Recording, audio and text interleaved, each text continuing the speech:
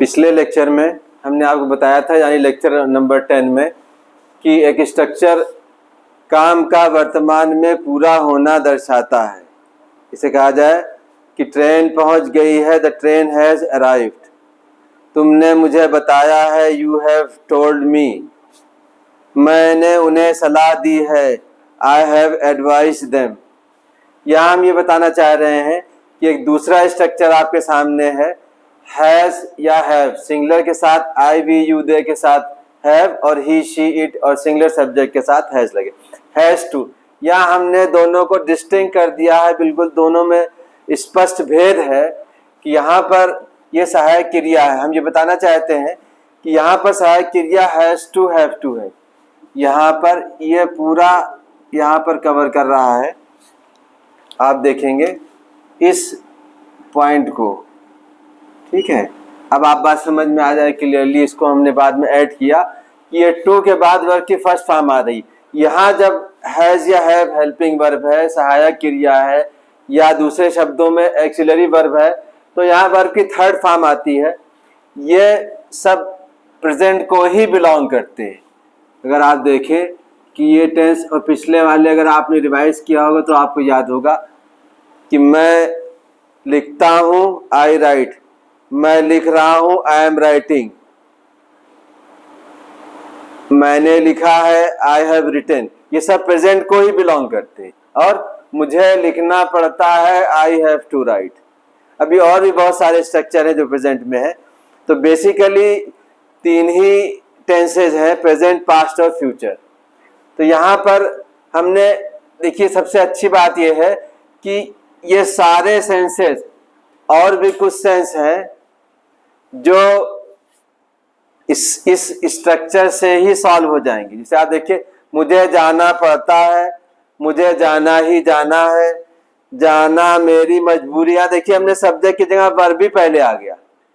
उसके बाद जाना मेरे लिए जरूरी है, वो भी कह सकते हैं। मुझे हर हाल में जाना है, मेरे बगैर जाए काम नहीं चलता। यानी कहीं पर सम सॉर्ट ऑफ कंपल्शन है, मजबूरी है, ठीक है। कई बार मजबूरी के संबंध में एक बात और हमें याद आ रही है, आपको बताते चलें कि आम तौर पर मजबूरी को, ये वो गलती है जो पढ़े लिखों द्वारा हो जाती है। मजबूरी को कहते हैं, क्या कहते हैं? बाउंडेशन है। हम आपको बता दें कि बाउंडेशन जो है वो कोई शब्द ही नहीं है डिक्शनरी में, और आप इसका सत्यापन करने के लिए खुद भी देख लेंगे, ठीक है। तो फिर ये नहीं है तो फिर सही वर्ड क्या है, क्योंकि उसको भी तो बताना जरूरी है। वो है कंपल्शन। ये कंपेल से बना है, कंपल्शन। ये मजबूरी का सही मीनिंग है। बाउंडेशन जो है वो कोई चीज नहीं। बाइंड से बाउंड तो है एक वर्ड, बांधना किसी चीज को, लेकिन boundation is no word in dictionary. ऐसे बहुत सारे वर्ड्स हैं जो आपको with the passage of time, समय के साथ साथ जैसे जैसे समय गुजरेगा बताते चलेंगे। तो यहाँ पर ये स्ट्रक्चर आपको मालूम हो गया। मुझे 7 बजे पहुंचना है, क्या कहेंगे भाई? I have to reach. एक बार फिर हम आपको याद दिला दें कि इस वर्ब से, जो वर्ब है बस उसी को आपको याद रखना है, और उसके बाद आपको सिर्फ ये यहाँ पर सब्जेक्ट और यहाँ पर वर्ब को चेंज करना है। मुझे 7 बजे पहुँचना है, इसकी भाई हम हिंदी नहीं लिख रहे हैं, आप इतना तो पढ़ के समझ ही जाएंगे बहुत आसानी से। और अगर कोई दिक्कत होगी तो फिर आप उसको कमेंट्स में हमको बता सकते हैं और उसको फिर रिवाइज कर दिया जाएगा। हमने पहले बताया था आपको कि मुझे 7 बजे पहुंचना है, I have to reach. Office है, कहीं भी कोई भी जगह है। यहाँ हम आपको बताना चाह रहे हैं कि समय से पहले, टाइम से पहले हमेशा एट आता है, एट 7 AM, ठीक है। अब यहाँ मॉर्निंग इवनिंग की जरूरत नहीं, AM लिखा है, इसका मतलब सवेरे की बात हो रही, ठीक है। तुम्हें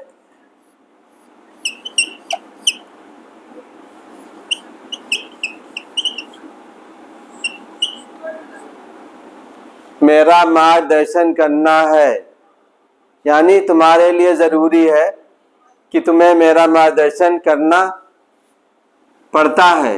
अब चाहे किस वजह से कि बड़े हैं, टीचर है, या और भी कोई ऐसा लेवल है, डिजिग्नेशन है, बॉस है, तो अगर वो बड़ा गाइड नहीं करेगा, मार्गदर्शन means guide, you have to guide मी।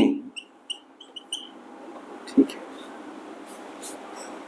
सारे सेंटेंसेस को कोशिश कर रहे हैं कि सारे सब्जेक्ट्स में आप कुछ बता दें। एंड दे, उन्हें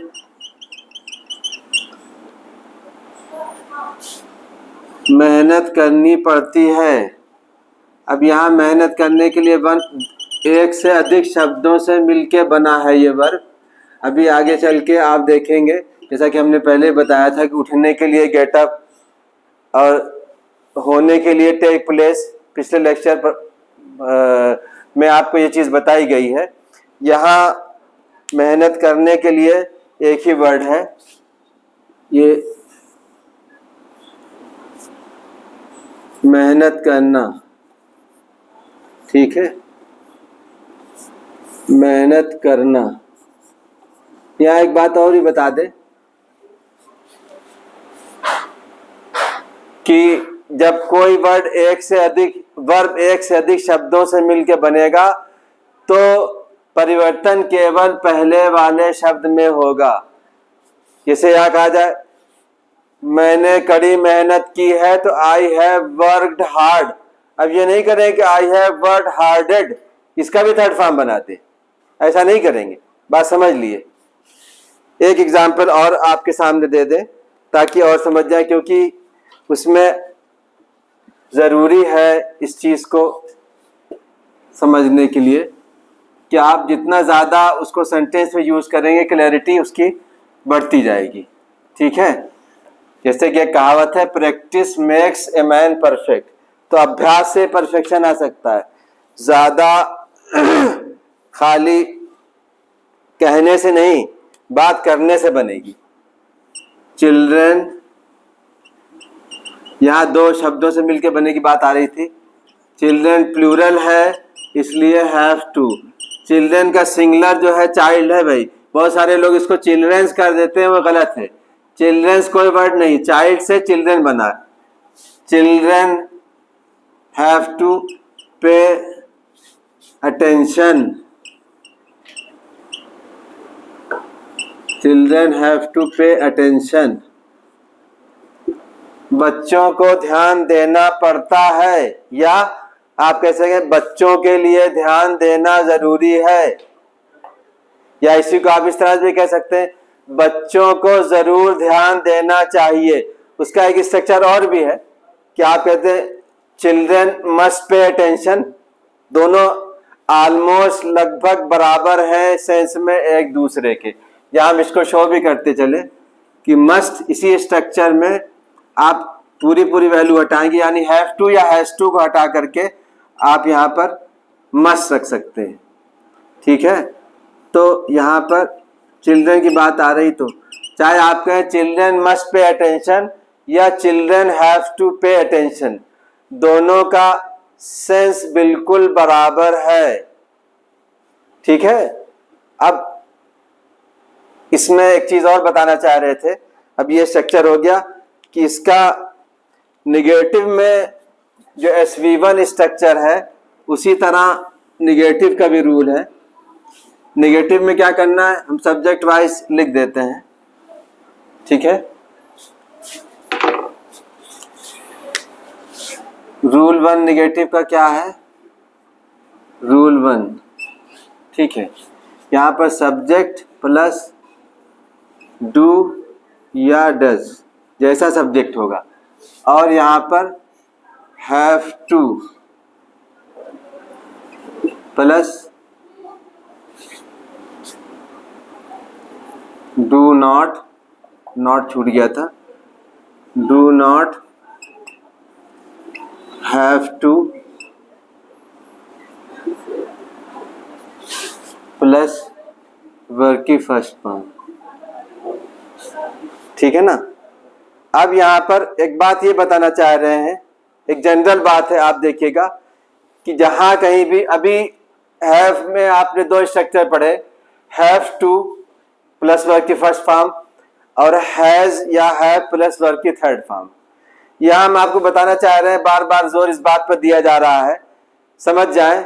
देखिए भाई, हमारी अप्रोच यह है कि पूरा कॉम्प्रिहेंसिव, पूरा जो है एक सिस्टमेटिक वे में आप चीज़ों को पढ़ते जाएं, फिर आपको अलग से कोई चीज़ पढ़ने की ज़रूरत नहीं, या बीच बीच में कोई अट्रैक्टिव चीज़ बताने का उद्देश्य जो है वो हमारा नहीं होता। मेन चीज़ है कि एक सीक्वेंस वाइज आप चलें और उसको ग्रहण करते जाएं। तो हम फिर आपको एक बार याद दिला दें कि ये हैव टू के बाद वर्ब की फर्स्ट फॉर्म या हैज के बाद थर्ड फॉर्म, इन दोनों स्ट्रक्चर्स में वर्ब हेल्पिंग, ये जो वर्ब है हैज टू या हैज, ये हेल्पिंग वर्ब की तरह से, सहायक क्रिया की तरह से, एक्सिलरी वर्ब की तरह से काम कर रहा है। अब नेक्स्ट लेक्चर में क्योंकि बात सब हैज आ रहे हैं, तो आपको हम कोशिश करेंगे कि हम हैज या हैव मेन वर्ब की तरह से यूज करना बता दें, ठीक है। इसलिए इसको आपको बहुत अच्छी तरह से पढ़ना पड़ेगा, ताकि जब मेन वर्ब की तरह से हैज या हैव आए तो आप वो सेंटेंस आप सुन चुके होंगे जरूर, और लेकिन उसमें कुछ उसके मीनिंग या प्रयोग ऐसे होंगे जिस पर आपने ध्यान नहीं दिया होगा। अब जो बात हम कहना चाह रहे हैं उस बात पर आते हैं कि डू और does, did, will, can, may, should, must, ये सारे वर्ब अगर किसी सेंटेंस में ये सारे वर्ड आ जाएंगे तो चाहे सिंगुलर हो चाहे प्लूरल हो। यहाँ आप देखिए कि हमने लिखा है डू डज जरूर लिखा है, लेकिन यहाँ ये नहीं लिखा कि he does not has to go, नहीं, वो गलत हो जाएगा। He does not have to go, उसे नहीं जाना पड़ता है। She does not have to pay attention, उसे ध्यान नहीं देना पड़ता है। ये बात छूट जाती है। इसलिए चाहे ये हैज या हैव मेन क्रिया के रूप में आए, चाहे एक्सिलरी वर्ब के रूप में आए, अगर इसके साथ में डू या डज आएगा या वो सारे word can, will, may, must, should, तो ये चाहे ही हो चाहे शी हो, इस डू या डज या उन वर्डों के साथ हमेशा हैव ही आएगा हेल्पिंग वर्ब की तरह से, ठीक है। अब आपको क्या करना है कि पिछली एक्सरसाइज, आप एक्सरसाइज नंबर 1 आप देख ही चुके हैं और उसको किया भी होगा आपने। अब इसको भी आप अपने यूज में ले आए, ताकि धीरे धीरे चल के सारे टेंसेज स्ट्रक्चर वाइज आपके पूरे हो जाएं। देखिए, इसमें दो रास्ता है, एक तो ये है वन वे नहीं है, एक बार आप जाएंगे सारे स्ट्रक्चर, फिर आपको बताया जाएगा कि अभी यहाँ पर सब्जेक्ट काम कर रहा है, अगला जो स्ट्रक्चर से आएगा सारे टेंसेज जो वो चीजें हैं वो इसके ऊपर काम किया जाएगा, ठीक है। तो इसलिए आपको जरूरी है कि पहले इन स्ट्रक्चरों को अप में आप पूरी अच्छी तरह से समझ लें, और उसके बाद फिर, ताकि जब दूसरे टाइप का लेक्चर हो तो आप उसको आसानी से समझ सकें।